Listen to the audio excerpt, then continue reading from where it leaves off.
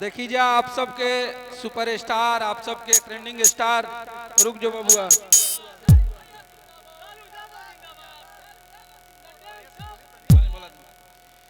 हमनी के और आप सबके चहेता ट्रेंडिंग स्टार सुपरस्टार खेसारी भैया जैसे चुनाव लड़तनी छपरा 118 विधानसभा से, और हमनी का ऐसा फील होता कि छपरा के पब्लिक, छपरा के जौन जनता बा अपना बेटा के अपना गोदी में बैठे बा। हमनी के कुछ बोले के जरूरत नहीं है। विपक्ष के बहुत सारा लोग आवत है, बहुत सारा टीका टिप्पणी करके चल जाता है, लेकिन छपरा के जनता उ लोग के जवाब दे देती है। हमनी के तो देते नहीं खिजा। हमनी के अगर राजनीति में जवाब देवे लग जाता रहुआ सबके पते बा हमनी के जवाब कैसा होला। लेकिन हमारा गर्व होखेला, थोड़ा सा हमार बात ध्यान से सुनब जा, ऐसे कि हमारी 12वां साल है खेसारी भैया के संगे रहत, और वो टीम में जे भी इंसान जुड़ल बा वो बहुत गरीबी रेखा से आइल बा। एगो गरीब घर के हमनी के लड़का रहन, हमनी के कोनो औकात ना रहे। तो आज छपरा में ऐसा विपक्ष के लोग बोलत रहे कि बाहरी के टिकट मिल गई तो खेसारी जी जातिवाद करते हैं। तो हम आप लोग को बता देते हैं कि एक हमारे भोजपुरी इंडस्ट्री में खेसारी लाल यादव भोजपुरी का सबसे बड़ा नाम है, और उन पे गर्व होता है कि हम लोग उनके लिए गाना लिखते हैं, उनके लिए काम करते हैं। लेकिन आप लोग को पता होगा, मुझे लगता है कि खेसारी भैया को जो लोग जानते हैं, जो लोग प्यार करते हैं, वो अखिलेश कश्यप को भी करते हैं। आप सबको पता होगा कि अखिलेश कुमार पांडे मेरा नाम है, मैं ब्राह्मण जाति का हूँ। सोनू पांडे उनके जो मैनेजर हैं वो ब्राह्मण जाति के हैं। पवन पांडे जो उनके राइटर हैं वो ब्राह्मण जाति के हैं। थोड़ा सा हमारा 5 मिनट आप लोग बात ध्यान से सुनिएगा। उनके साथ रहने वाले उनके जो ड्राइवर हैं, जो 17 साल से उनके साथ में, इंदर शाह वो बनिया समाज से हैं। संजय यादव हो गए, पंकज बिहारी जी हो गए, बंटी यादव हो गए, ये हमारे यादव समाज के लोग हो गए। यहाँ हमारा हैप्पी सिंह भाई है, राहुल सिंह है, सतीश सिंह है, वो राजपूत समाज के लोग हैं।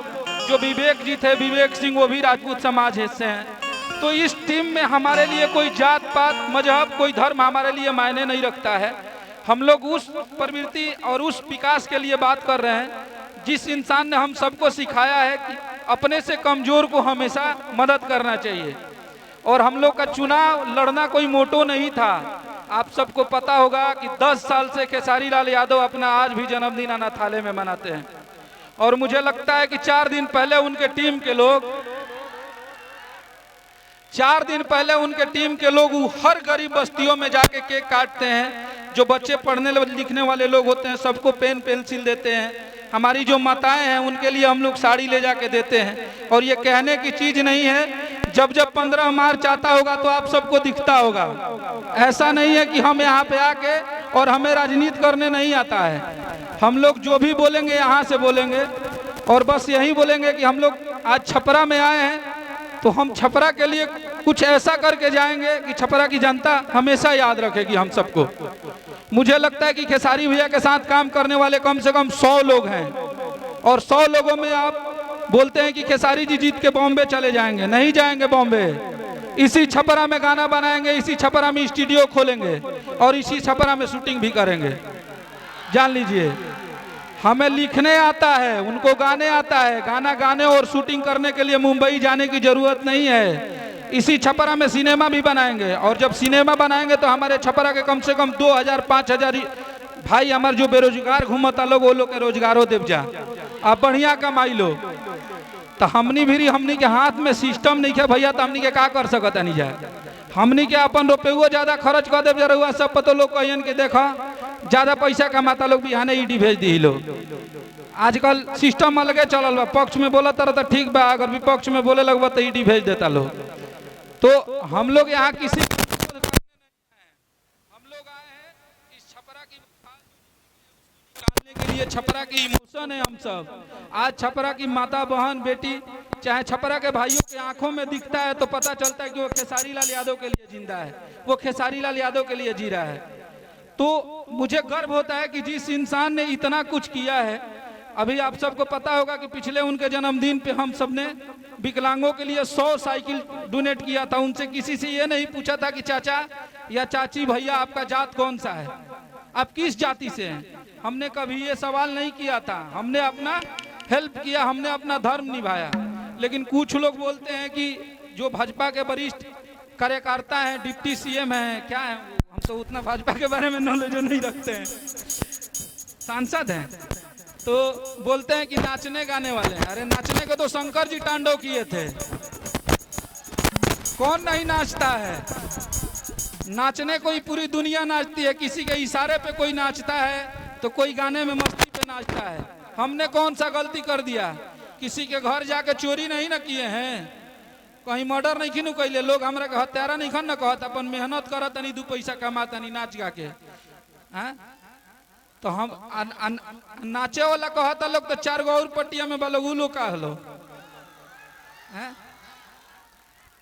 तो देखिए, इंसान का जो कमी नहीं निकलता है ना तो उसका विरोध करने लगते हैं लोग।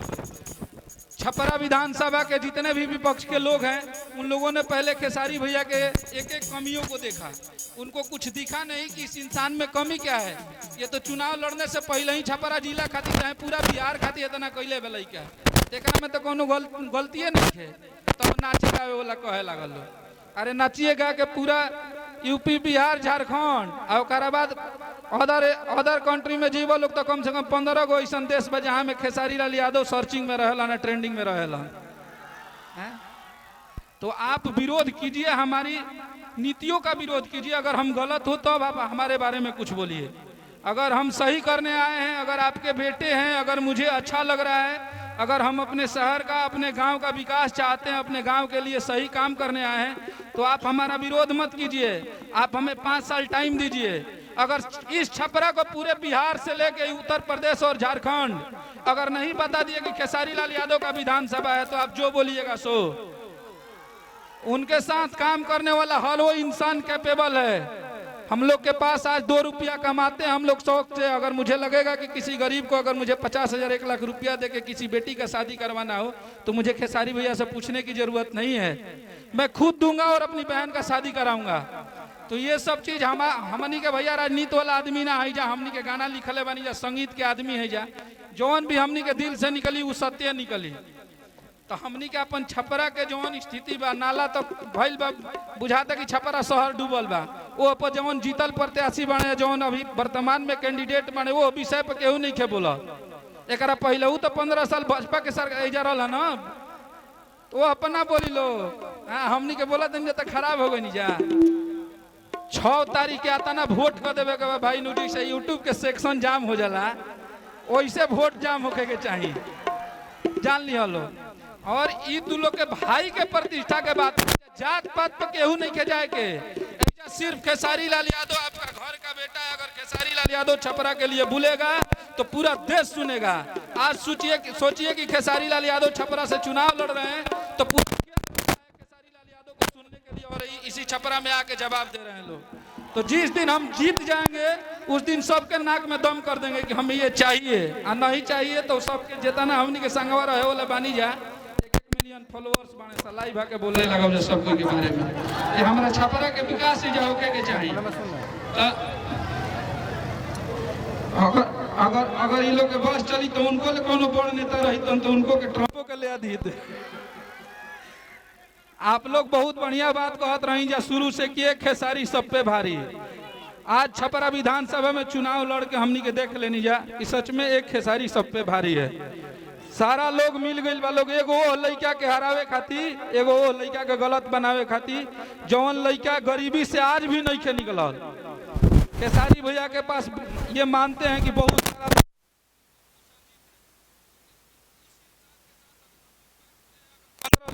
में रहते हैं, तो हमारे नीचे हमारे बगल में ही वो इंसान बैठता है। आज तक भेदभाव इंसान नहीं किया।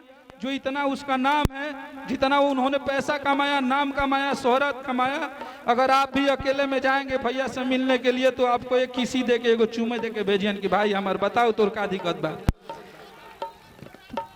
तो हमें गर्व होता है कि हम उस इंसान के लिए गाना लिखते हैं, उस इंसान के लिए काम करते हैं हम लोग, कि खेसारी भैया ने हम लोगों को जो परवरिश दिया है, हमारे लिए हमारे माँ बाप ने हमें जन्म जरूर दिया, हम एक ब्राह्मण परिवार के लड़के हैं, लेकिन आज अगर हमारा यहाँ से अर्श से फर्स्ट तक अगर हम सबकी जिंदगी है तो सिर्फ ड्यू टू खेसारी लाल यादव का देन है। आज रहने का घर नहीं था, लेकिन जौना शहर में जाइले जाओ अपन घर बा, वो सिर्फ खेसारी लाल यादव जी का देन है। तो उस इंसान को एक बार जरूर आप लोग अपने दिल पे हाथ रखिएगा जब भी आप वोट मारने जाइएगा। किसी भी पार्टी का मूड बना कर जाइएगा, लेकिन इससे पूछिए कि भाई किसको वोट दें। तो अगर आपका ये दिल बोलेगा कि ड्यू टू खेसारी लाल यादव, तो आपको वोट करके वहीं पे आना है। पार्टी यहाँ मायने नहीं रखता है, ना इंसान मायने रखता है। ईमानदार व्यक्ति, सच्चा इंसान मायने रखता है, वहां पे आप लोगों का वोट जाना चाहिए। तो आप लोग से हमने की यह नहीं हो रही कि 6 तारीख के अपन ताकत भी दिखा देवे के बाद, अपन प्रभाव भी दिखा देवे के आप लोग केकरा के प्यार करे आइल बनी जा। और आप लोग खेसारी भैया के छपरा से नाराज करके निराश करके ना भेजब जाइए। आज वादा करी जा, सबको हाथ उठाई और ये वादा कीजिए कि खेसारी लाल यादव यहाँ से कितना वोट से जीतेंगे। एक बार जोर से सब कोई बोलिए जोश से। यही तरह हमने के टक्कर दिले जा, हमने के कौन जाएंगे। इसी तरह आप लोग ऐसे ही अपने ट्रेंडिंग स्टार को, हिट मशीन ना हमारे धैला उनका एक बार बोल दिए थे हम लोग। और देखिए आज पूरी बिहार, यूपी, झारखंड की जनता हिट मशीन, ट्रेंडिंग स्टार, जलवा पैदा करने की मशीन बोलती है। आज उस इंसान के हाथ में हम लोग छपरा की बागडोर देने जा रहे हैं। तो कभी उदास मत होइएगा। और खेसारी भैया आप लोग को कोई भी छपरा विधानसभा का कोई भी इंसान होगा, ये नहीं है कि आपका खेसारी भैया से कोई चीज के लिए बात करना होगा। उस टीम में मुझे लगता है कि 100 लोग काम करते हैं और जो भी जानते हैं 100 लोगों को आप लोग पहचानते हैं। किसी के नंबर पे एक मैसेज कर दीजिएगा। बेशक आप छपरा विधानसभा के होने चाहिए, हम मदद सबका करते हैं, लेकिन छपरा विधानसभा हमारे लिए पहला प्रायोरिटी रहेगा। छपरा विधानसभा में किसी बेटी का शादी करना हो, अगर हमारी जरूरत हो, हम जितना कैपेबल हैं जरूर आएंगे और जरूर मदद करेंगे। किसी माता बहन गरीब का अगर पैसे के लिए दवाई रुक गया है, इलाज रुक गया है, आप जरूर अपने भाई को बताइएगा। और यहाँ पे मुझे लगता है कि 10 लोग खेसारी लाल यादव की टीम के खड़े हैं। आप किसी इंसान पे एक मैसेज फोन कीजिएगा, हमसे जितना सक्षम होगा हम रहेंगे। और हमारा ऑफिस पटना में है, हमको आने में यहाँ आधा घंटा लगता है। तो आधा घंटा में हमनी के पहुंच जाइब जा। हमनी के जुमलेबाजी नहीं खे करे क्या, हमनी के राजनीति करे नहीं खी जाइल। हमनी के अपना छपरा के खेसारी भैया कले रहन की खेसारी से भी सुंदर अपने छपरा को बनाना है। तो जब हमनी के कहीं भोजपुरी में जाई जा, बात हो गई कि भैया तार विधानसभा तो सबसे बिहार के सबसे बढ़िया विधानसभा बा, तो हमनी के ना झोंके के चाहिए। और आप सबके जरूर हमनी के करके दिखाई जा। तो आप लोग अपने ट्रेंडिंग स्टार को इतना वोट करी जा 6 तारीख के। और दूसरा चीज, हमारे बिहार में सबसे फेवरेट नेता तेजस्वी यादव जी हैं। मैं उनको इसलिए मानता हूं कि उस इंसान के पास विजन है, रोड मैप है, मैपिंग है बिहार का। मुझे लगता है कि भाजपा वाले इतने तेज तरार आदमी है ना कि अगर हम कुछ गलत बोलेंगे तो पट दे वो लोग नेट से निकाल लेता है सही चीज। लेकिन तेजस्वी भैया 17 महीना में इतना रोजगार दे दिल बानू, ओपर कोनो जवाब ना देवेला लोग। तो वो नौजवानों के लिए वो इंसान सोचता है। और जिस दिन बिहार तेजस्वी यादव जी के हाथ में गया ना, उस दिन समझ लीजिएगा हमारा कोई युवा बेरोजगार तो नहीं घूमेगा जिसमें टैलेंट होगा। तो आप लोग एक बार बदलाव जरूर कीजिए अपने बिहार के लिए, अपने माटी के लिए। ठीक है, हम लोग को जब चुनाव आता है तो नेताजी लोग आते हैं, बढ़िया अच्छा भाषण देके हमको मोटिवेट करके हम लोगों को चले जाते हैं, हमें लॉलीपॉप दिखा के चले जाते हैं। अब हमको वो नहीं बनना है। हम भी सोशल मीडिया से जुड़े हैं, आप सब भी जुड़े हुए हैं। जो सत्य है, जो हमारे लिए काम करेगा, हम उसको वोट करेंगे। हम ये नहीं करेंगे कि कभी पलटी मार दिए इस साइड कभी उस साइड। तो हम अपने नेता को चुनेंगे और बिहार का मुख्यमंत्री बनाएंगे बड़े भैया तेजस्वी यादव जी को। और नौजवान भाई सब लोग को कान खोल के सुन लेना है कि अगर आप लोग इस बार ये कदम नहीं उठाएंगे तो फिर हम सबको 5 साल इंतजार करना पड़ेगा। 5 साल में ये लोग अलग भौकाल बना देगा। तो आपकी परिगारदा को उखाड़ देवे के बाद सब आपकी परी। अरे हमारे भाई, ये आप नहीं बोल रहे हैं, आपके आंखों में दिख रहा है। ऐसे ही आप लोग हमारे ट्रेंडिंग स्टार को प्यार दीजिए, आशीर्वाद दीजिए। हम सब हेलो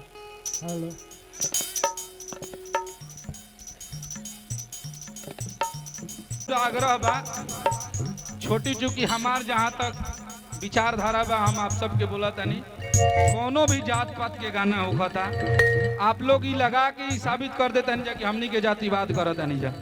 हमनी के इस चीज से बचे के चाहिए। हमनी के अपना नेता के जे भी हमार गायक बंधु गावता भोजपुरी के जे भी गावता हमनी के अपना नेता के सफलता के बारे में बतावे के चाहिए। तेजस्वी भैया ने जो 17 महीना में कर दिया है, मुझे नहीं लगता है कि इस 10 साल में कोई भी हमारे बिहार का वैसा नेता है जो बिहार के लिए इतना कुछ किया है। तो हम सबको इन सब चीजों से बचना है। ये भाजपा वाले लोग यही तो बोलते हैं कि आरजेडी वाले लोग जात पात करते हैं, तो हमें इन सब चीजों से बचना होगा और हम लोग संयम रख के अपने नेता को सीएम बनाएंगे और अपने ट्रेंडिंग स्टार को यहाँ का एमएलए बनाएंगे।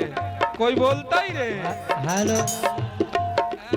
बस आप लोग ऐसे ही प्यार आशीर्वाद बनाए रखिए और आप लोग जवाब दीजिए। अगर विपक्ष के लोग कोई भी कुछ बोल रहा है तो आप लोग को जवाब देना है, हम लोग जवाब नहीं देंगे। जिस दिन हम लोग को जवाब देना होगा पूरा विपक्ष का सब एड़ी से टिकासन तक हिला देंगे, लेकिन हम लोग अभी जवाब दे ही नहीं रहे। हम लोग तो अपना काम कर रहे हैं। हम लोग तो छपरा छपरा अपने घर में अपने माता बहन का आशीर्वाद ले रहे हैं। जब ना घर में जाता नहीं हमार महतारी ताकत तरी से तो बुझाता कि हमने के एगो महतारी ना। और एगो हमारा आप सबके पता बा कि एगो हमार कंपनी भी बा अन्नपूर्णा फिल्म पे एगो अपना खेसारी भैया खाती गाना गवैले बनी और धनंजय मेरा बहुत अच्छा भाई है, ये गाएगा।